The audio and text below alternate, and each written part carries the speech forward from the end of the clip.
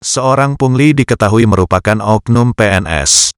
Ia disebut meminta tarif Rp100.000 kepada penumpang jika ingin lolos penyekatan. Polres Lampung Selatan menghadirkan dua pelaku pungli yang diduga terjadi di Pelabuhan Bakauheni, Jumat, tanggal 16 Juli tahun 2021, yang sempat viral di media sosial. Salah satu pelaku adalah oknum PNS yang merupakan personel BPBD Lampung Selatan.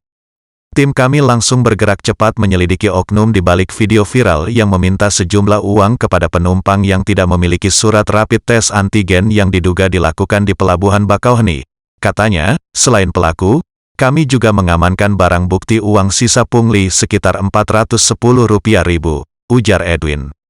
Edwin mengatakan, modus pelaku yakni memintai uang sejumlah Rp100.000 kepada penumpang yang tidak memiliki surat rapid test antigen. Tujuannya agar penumpang tidak perlu rapid test antigen lagi dan tetap lolos penyekatan.